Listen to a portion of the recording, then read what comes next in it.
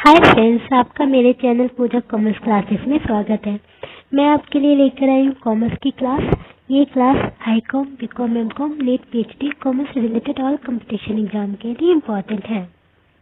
Commerce में मैं start की हूँ अकाउंटेंसी की क्लास, जिसमें मैंने बेसिक थ्योरी पढ़ाया है। और अगर आप चाहो तो वो वीडियो जाकर देख सकते हो, मैं इसका लिंक डिस्क्रिप्शन बॉक्स में दे दूंगी। और अकाउंटेंसी में हम पढ़े थे पिछली क्लास में क्लासिफिकेशन ऑफ अकाउंट्स, खातों का वर्गीकरण, जिसमें हमने पढ़ा था मॉडर्न क्लासिफिकेशन ऑफ अकाउंट्स और पढ़ा था ट्रेडिशनल क्लासिफिकेशन ऑफ अकाउंट्स। आज हम इसे ही डिटेल्स में पढ़ेंगे, ठीक है, कि पर्सनल अकाउंट, रियल अकाउंट और नॉमिनल अकाउंट क्या होता है। पर्सनल अकाउंट व्यक्तिगत खाते, वो खाते जो किसी company, bank, club, school, college, अस्पताल अथवा किसी भी संस्था से संबंधित हो, उसे व्यक्तिगत खाता पर्सनल अकाउंट कहते हैं। वैसे खाते जो किसी कंपनी से, किसी बैंक से या फिर किसी क्लब से, स्कूल, कॉलेज, हॉस्पिटल से या किसी भी संस्था से जब संबंधित होती है तो उसे हम व्यक्तिगत खाता यानी पर्सनल अकाउंट कहते हैं। जैसे इसके कुछ एग्जाम्पल देखते हैं। राम, मोहन, निधि, प्रिया, ये किसी के नाम है। Reliance, Nokia, Samsung, LG company है।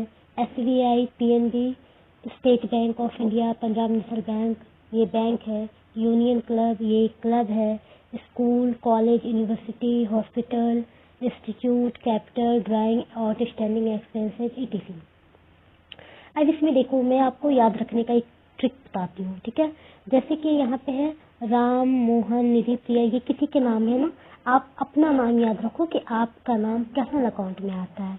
ये क्या है? Reliance, Nokia, Samsung, LG. तो आपके पास मोबाइल होगा तो आपने किस कंपनी का मोबाइल रखा है, या फिर मोबाइल नहीं होगा तो आपके घर में टीवी होगा, तो वो किस कंपनी का है? तो वो जिस भी कंपनी का है तो वो क्या है? पर्सनल अकाउंट है। एसबीआई, पीएनबी, आपका बैंक में अकाउंट होगा या फिर आपके घर में किसी का भी बैंक में अकाउंट होगा, तो जिस भी बैंक में अकाउंट है तो वो क्या है? वो पर्सनल अकाउंट है। यूनियन क्लब, आपके घर के पास कहीं आसपास कोई भी क्लब होगा तो वो क्लब क्या है? पर्सनल अकाउंट है। स्कूल, कॉलेज, यूनिवर्सिटी, आप जिस भी स्कूल में, कॉलेज में या यूनिवर्सिटी में पढ़ रहे हो वो क्या है? तो वो भी पर्सनल अकाउंट है।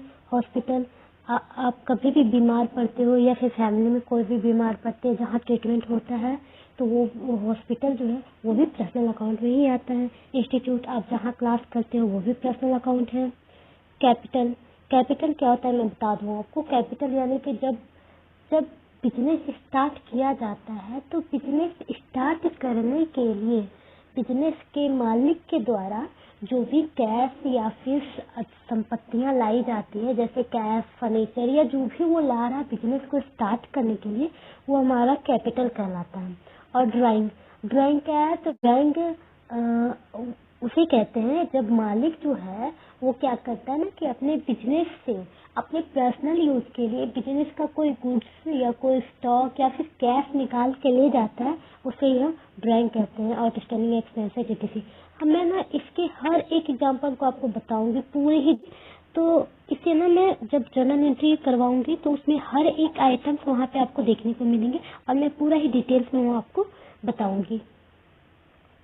अब हम आते हैं आगे।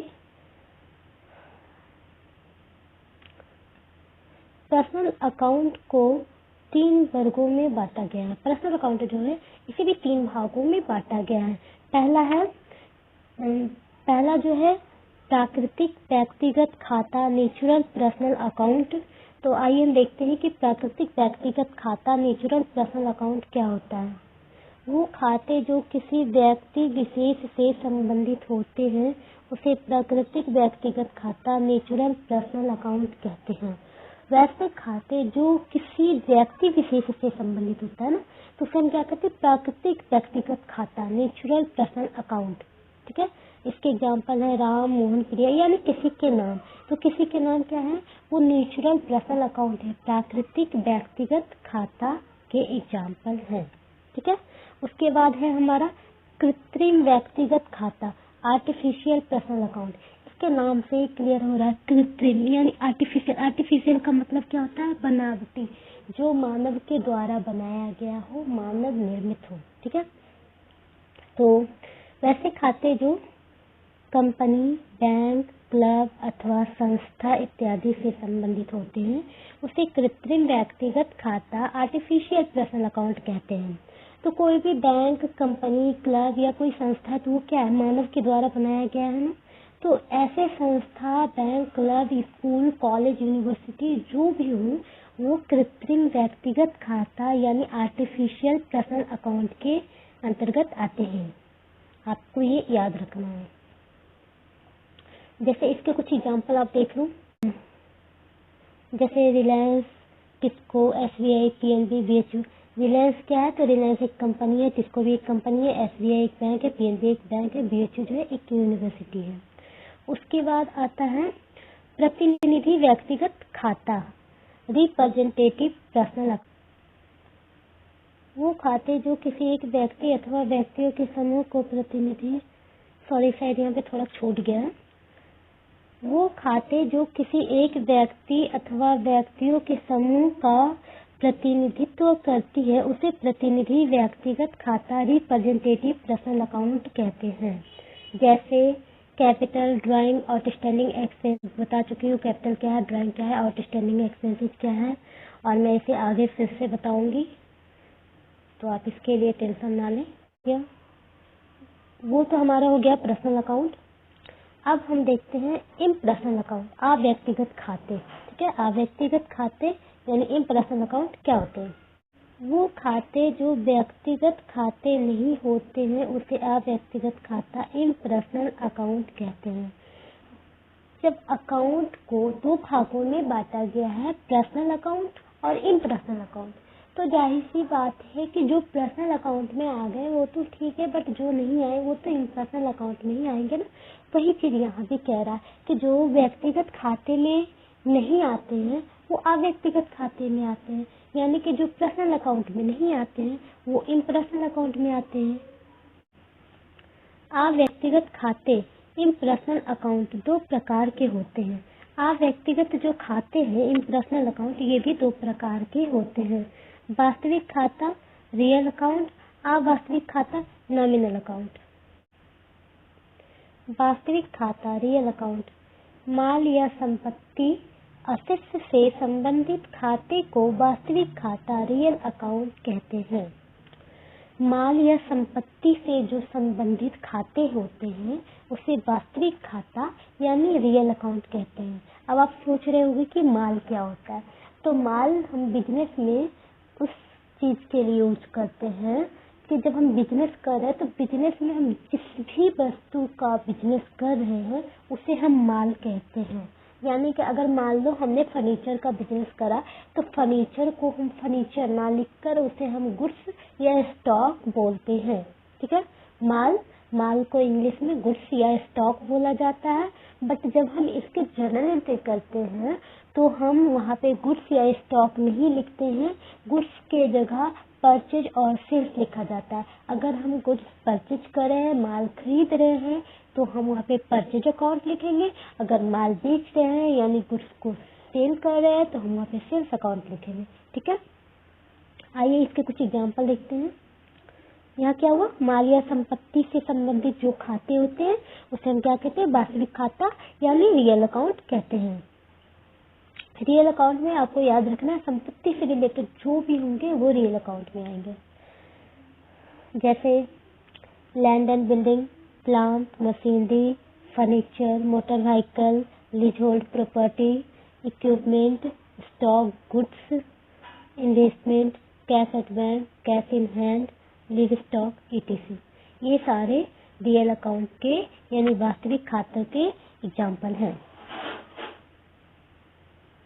वास्तविक खाता, रियल अकाउंट भी दो प्रकार के होते हैं। वास्तविक खाता जो है हमारा, रियल अकाउंट, ये भी दो प्रकार के होते हैं। मूर्त वास्तविक खाता, टेंजिबल रियल अकाउंट, अमूर्त वास्तविक खाता, इनटेंजिबल रियल अकाउंट। तो आइए हम देखते हैं कि मूर्त वास्तविक खाता क्या होता है। मूर्त वास्तविक खाता, टेंजिबल रियल अकाउंट, वो खाते जिनका वास्तविक आकार हो, जिसे देखा जा सकता है, छुआ जा सकता है, मापा जा सकता है तथा क्रय विक्रय किया जा सकता है, इसे ही मूर्त वास्तविक खाता टेंजिबल रियल अकाउंट कहते हैं। वैसे खाते जिनका खुद का एक वास्तविक आकार हो, जिसे हम देख सकते हैं, छू सकते हैं, माप सकते हैं तथा उसका क्रय विक्रय किया जा सकता है, वो क्या होते हैं? वो मूर्त वास्तविक खाते यानी टेंजिबल रियल अकाउंट होते हैं। ठीक है, इसके कुछ एग्जांपल जैसे cash, stock, land and building, equipment etc।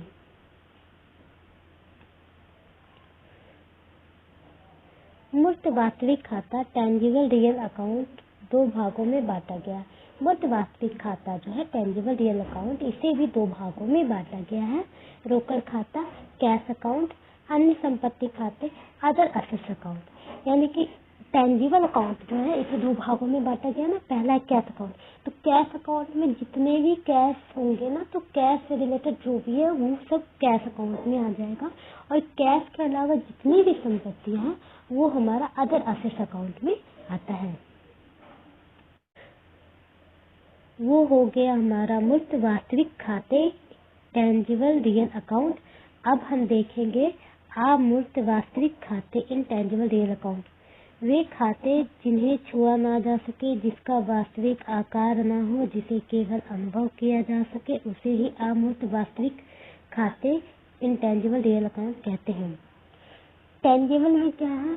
जिसे छुआ जा सके, देखा जा सके, मापा जा सके, वो टेंजिबल रियल अकाउंट होते हैं। और जिसे छुआ ना जा सके, मापा ना जा सके, देखा ना जा सके, उसे सिर्फ अनुभव किया जाए, वो होता है इनटेंजिबल रियल अकाउंट।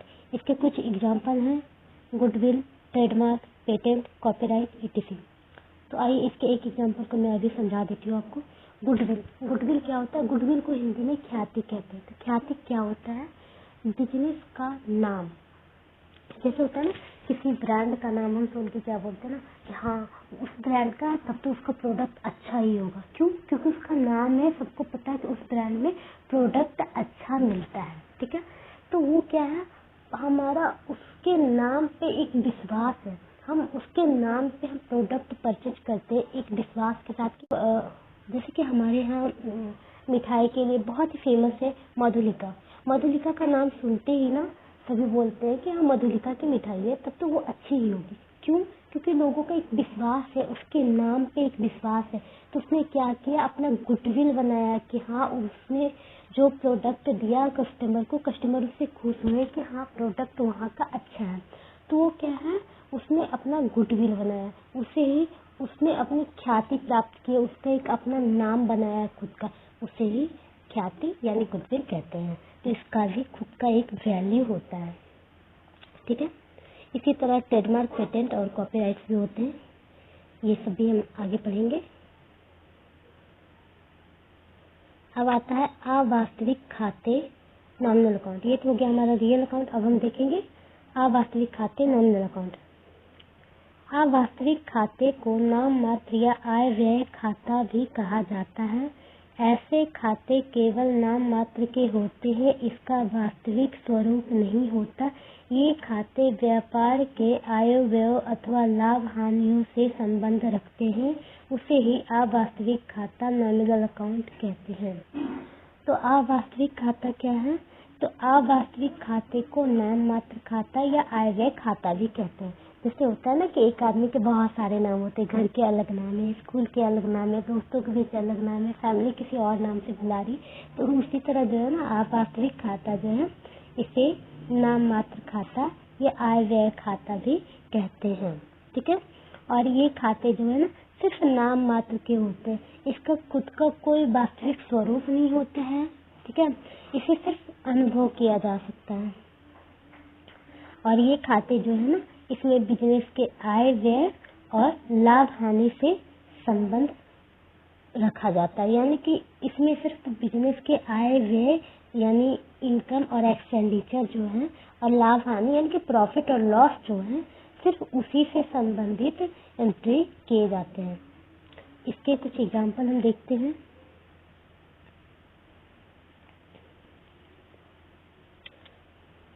जैसे rent, electricity, telephone, stationery, insurance, wages, salary, interest, bad debts, commission, discount, carriage, freight, octroi, etc। इसमें तो मुझे लगता है कि शायद आप लोग इसके बारे में जानते ही होंगे जिस जिस चीज़ का मैंने नाम लिया है, बट अगर आप नहीं भी जानते हो तो कोई प्रॉब्लम नहीं। हाँ, यहाँ मैं एक चीज़ बताना चाहूँगी, बैड टिप्स। बैड टिप्स क्या होता है, तो जब हम बिजनेस करते हैं तो कई बार ऐसा होता है ना कि कोई हमारी पहचान के हो या कोई हो, तो उन्होंने आकर क्या करा कि हमारे यहाँ से गुड्स तो परचेज करा, बट कहा क्या कि अभी मैं पैसे नहीं दूंगा, पैसे बाद में दूंगा। तो अब हमने उनसे एक बार कहा, 2 बार कहा, 3 बार कहा, बट वो पैसे नहीं दे रहे। तो कई बार ऐसा होता है ना कि अब हमें ये उम्मीद हो गया कि हाँ वहाँ से मुझे पैसे नहीं मिलने वाले हैं, हमारा पैसा डूब गया। तो जो डूब गया ना उसे ही हम बैड डेट्स कहते हैं। हमने क्या किया, मान लिया कि वो पैसे हमारे डूब गए, उसे ही बैड डेट्स कहते हैं। डूबत ऋण भी इसे कहा जाता है हिंदी में, ठीक है, डूबत ऋण। कई बार होता है ना कि बैड डेट्स रिकवरी भी होता है। तो वो कैसे होता है कि हमने मान लिया कि हाँ अब हमें पैसे नहीं मिलने वाले हैं, हमारा पैसा डूब गया, हमने उसे बैड डेट्स मान लिया, बट कुछ टाइम के बाद क्या होता है कि वो जो पर्सन है वो उन्होंने क्या करा कि हमें पैसे लाकर दे दिए। तो पैसे लाकर दे दिए तो उसे कहा जाता है बैड डेट्स रिकवरी, जो कि हमारे लिए प्रॉफिट होते हैं।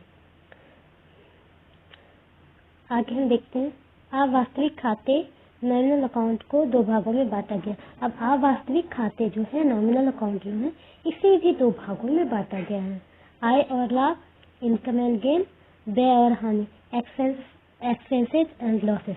यानी आय और लाभ, बिजनेस में जितने भी आय हो रहे हैं और जितने भी लाभ हो रहे हैं उन्हें नॉमिनल अकाउंट में लिया जाता है, और जितने भी व्यय और हानियां यानी कि जितने भी बिजनेस के खर्च हैं और हानियां हैं उसे भी नॉमिनल अकाउंट में लिए जाते हैं। तो ये था हमारा आज का टॉपिक।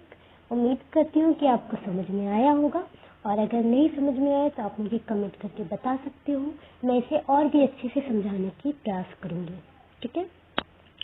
और अगर आप कॉमर्स के स्टूडेंट हो, आपको किसी भी सब्जेक्ट के बारे में जानना है, आप मुझे कमेंट करके बता सकते हो, मैं उस सब्जेक्ट का कंटेंट आपको प्रोवाइड करने की पूरी कोशिश करूँगी।